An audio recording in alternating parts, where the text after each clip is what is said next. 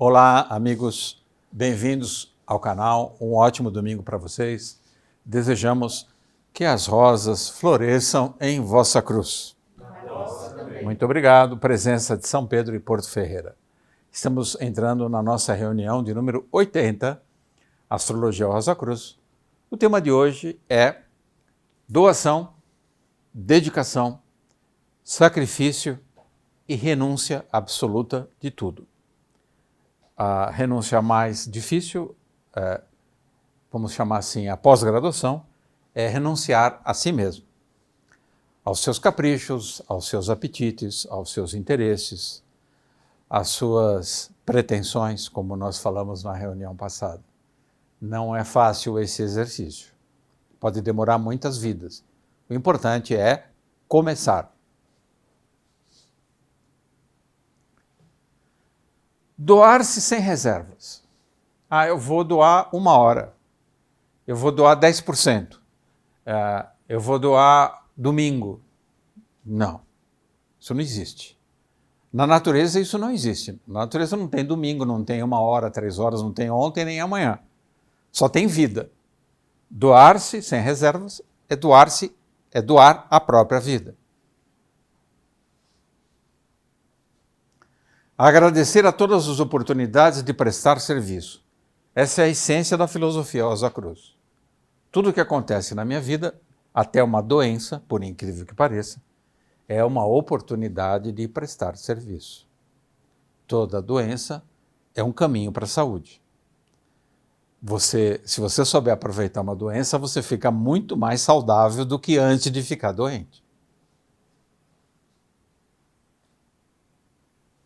Silêncio e discrição. Não fazer barulho, alarde, propaganda, luzes no teu ego. Não. Abdicar dos resultados de toda e qualquer ação. Para entender isso, é necessário estudar o 3º arcano do tarô, meditações sobre os 22 arcanos maiores do tarô, editora Paulus, autor anônimo, o arcano imperador. O arcano imperador é o arcano da renúncia ao movimento. Ele não senta, ele não vai para frente, ele não vai para trás. Ele está, entre aspas, imóvel. Ele está imóvel para poder atingir o máximo do movimento. Só que não é um movimento pessoal, é um movimento impessoal. É o movimento que faz a vontade de cima, a vontade do Pai, como recomenda o Pai Nosso, a oração do Senhor. Tratar com inanição qualquer apelo do ego. O pior apelo do ego é o apelo do elogio, do reconhecimento, do salário. Quanto vale o que eu fiz?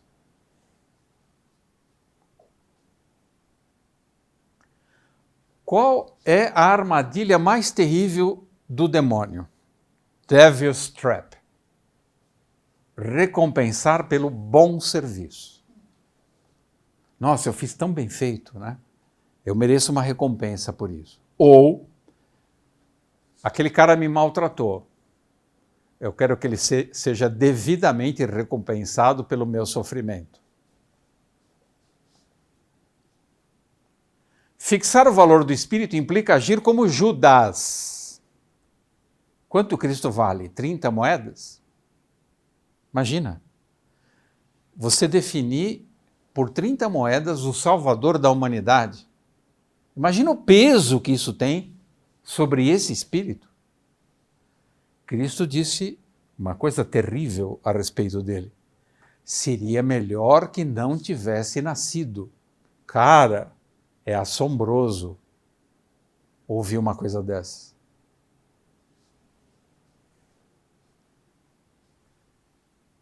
A sujeitar-se a situações indignas e iníquas corrói o caráter. Corroeu o caráter, corroeu o destino. Você está acumulando problemas no futuro. Caráter corrompido, destino não é mais bem-aventurado, é mal-aventurado. É o sermão da montanha do avesso.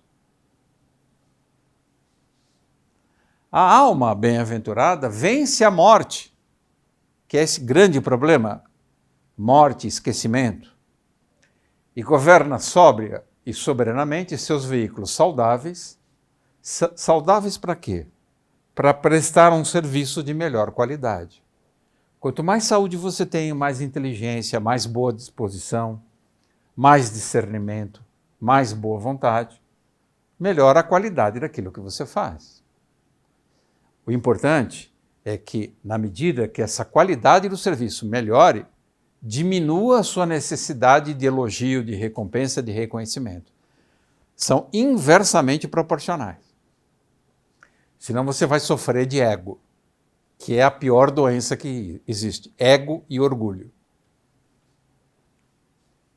A via do serviço movida pelo amor a Deus e aos semelhantes traz o bálsamo da misericórdia e o dom precioso da graça divina. A partir de um certo momento, tudo na sua vida acontece de graça, nos dois sentidos. A graça horizontal, que é a colaboração de todos, e a graça vertical, que você fica banhado pela luz divina. Você sente essa luz. A tua alma não cabe no corpo, ela vai além do corpo, ela irradia. Mente e corpo de desejos, as tuas ambições, os teus apetites, ficam alinhados com os comandos da vontade que provém diretamente do espírito. É importante discernir a enorme diferença que existe entre vontade, espírito, e desejo, que é oriundo do corpo de desejos feito de matéria de desejo. A vontade é imaterial, é espiritual, não é corpórea. Crer e fazer. Júpiter, Sol e Marte. Júpiter, Sol e Marte. Crer e fazer. Eis o segredo da autorrealização. Na medida que eu sei, eu tenho convicção, eu aposto na divina providência, eu aposto no poder celeste, eu me coloco em movimento sem temores, sem ambição pessoal, sem restrição, sem recolhimento, sem ressentimento. Eu vou semeando, vou fazendo, vou colhendo, vou distribuindo. Eu dinamizo a minha vida e de quem está perto.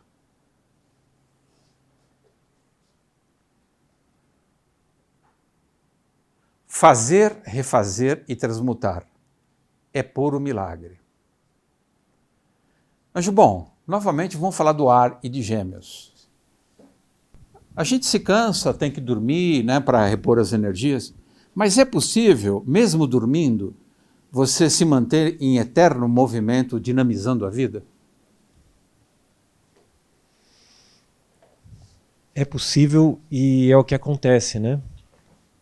Lembrando que dormir é um estado muito irmanado com o morrer, né?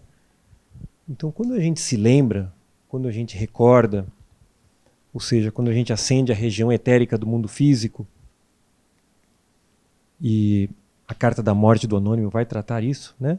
Porque ele vai falar que a memória que de fato acontece não é essa que a gente simplesmente armazena fatos, senão a composição de todas as experiências que resultam numa conquista de natureza moral. Portanto, ele fala de uma memória moral que transcende o nosso tempo de vida. Ou seja, quando a gente ascende a uma região onde só há vida, ou seja, onde a gente vence a morte, pois a gente conscientemente atua a partir da região etérica do mundo físico, não há cansaço. O que é a disponibilidade para um serviço que é prazeroso e gera uma sensação de autopreenchimento contínuo, como se você tivesse um combustível que não terminasse nunca. Você simplesmente participa. Essa fala é completamente esquizofrênica para tudo aquilo que a gente vê aqui na forma como o mundo físico acontece. Porque aqui as coisas se desgastam, as coisas terminam, as coisas têm um antes e um depois. Tem prazo de validade. Tem prazo de validade. E até é muito angustiante observando a partir do mundo físico quando a gente fala numa eternidade, porque a gente sente muito mais uma imobilidade. A gente sente, quando a gente pensa no eterno, uma morte de fato, e não a vida. Porque é assim que a gente se coloca aqui, de uma forma morta e não vida, e não viva. Quando a gente se coloca de uma forma viva, na forma de oportunizar tudo aquilo que me acontece no dia a dia, isso não termina quando eu durmo, porque quando eu durmo eu não esqueço. Eu não durmo de fato, eu não adormeço, senão eu prossigo num processo de partilha e de atuação no mundo. E quando eu acordo, eu sou muito mais desperto para o milagre que acontece cotidianamente.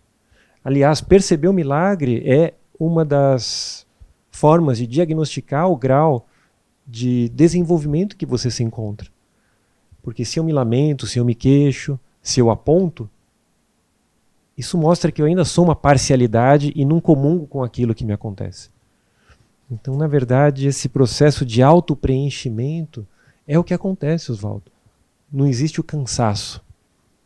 O que existe é o interesse contínuo que me recarrega. Né? Que me recarrega. Você vê, a nossa energia a gente sabe nessa escola que não vem dos alimentos, mas que vem da região etérica do mundo físico. Por isso que a gente tem pessoas como o Oberon, que tem a ousadia de trabalhar a ideia de cessar o alimentar-se fisicamente. E mostrar que, independente dessa alimentação, a pessoa pode prosseguir.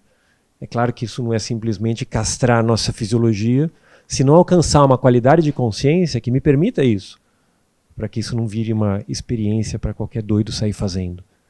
Mas é importante saber que existe uma qualidade de consciência que me permite abrir mão das minhas relações comuns com a horizontal e que me permite habitar esse estado que não cessa quando eu durmo, que vai comigo e que eu continuo atuando silenciosa e discretamente, como você mesmo mostra hoje. Né? Valeu.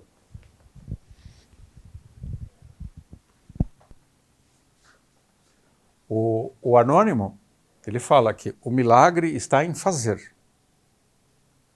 A ausência de milagre está em qualquer ato automático. Automatismo é condenação. Fazimento, fazer, é milagre.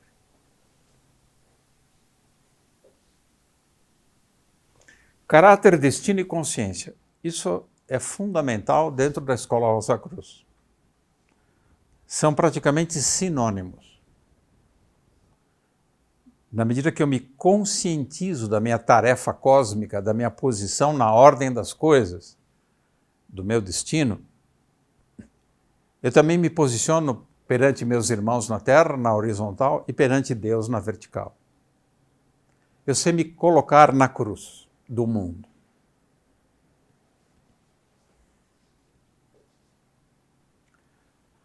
A realidade eu sou, que eu não posso perder. A Escola Rosa Cruz não condena nenhuma religião, mas ela, para o ocidental, ela não recomenda práticas orientais de dissolução do desejo, do eu, num oceano de totalidade, de paz absoluta, que a gente pode entender como nirvana. Isso vai na direção oposta ao que deve um estudante de uma escola esotérica ocidental. A individualidade é uma coisa preciosa. Essa gota que é a individualidade não pode se perder no oceano da vida. Ela pode ir para o oceano sem perder esse contorno de gota, essa consciência de gota.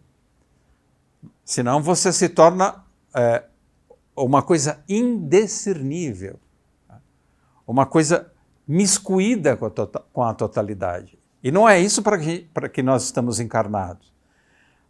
Esse trabalho terrível que é a encarnação é para desenvolver a individualidade.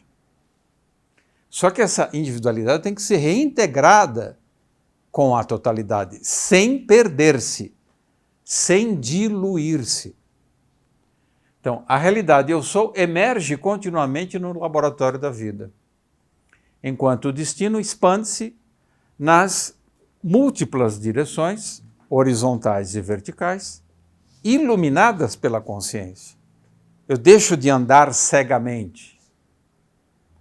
Eu ser um cego dirigindo os cegos ou me colocar numa situação de manter-me dirigido por um cego, por um líder religioso, político. Isso é cegueira.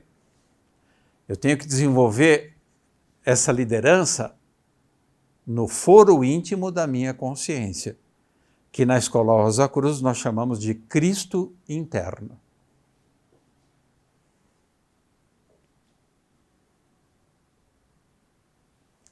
Então a plenitude da alma resulta da comunhão desse eu ser eu sou cada vez mais eu, não no sentido ególatra, narcísico, é no sentido de consciência da minha particularidade, da minha individualidade. Essa comunhão do eu ser eu com o ser de todos os seres, da onde eu vim, que chamamos normalmente de Deus. Um não anula o outro, são parceiros, são colegas. Porque eu também sou um Deus em formação e em desenvolvimento. Eu porto na minha essência os mesmos atributos, as mesmas características do meu Criador. Portanto, eu sou também uma criatura criadora.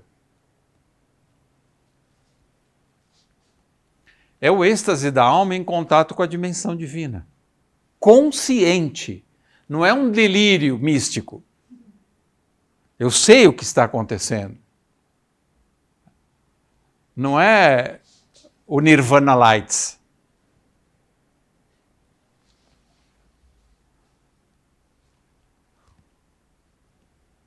Então, nesse sentido, o signo de Peixes se torna o signo mais belo, mais espiritualizado do zodíaco, porque ele eleva o padrão vibratório de Vênus, Júpiter e Netuno. São as oitavas mais elevadas desses planetas, no sentido musical, vibracional. Eu alcanço as esferas sublimes do amor-sacrifício, que é o tema da nossa reunião. Não é um sacrifício doloroso, é um sacrifício gozoso. A gente não vai dizer que Cristo sentiu um prazer enorme ao ser crucificado. Mas, com certeza, o fato dele ter cumprido sua missão e glorificado seu Pai, isso pode ser entendido como o máximo do gozo, apesar da dor física.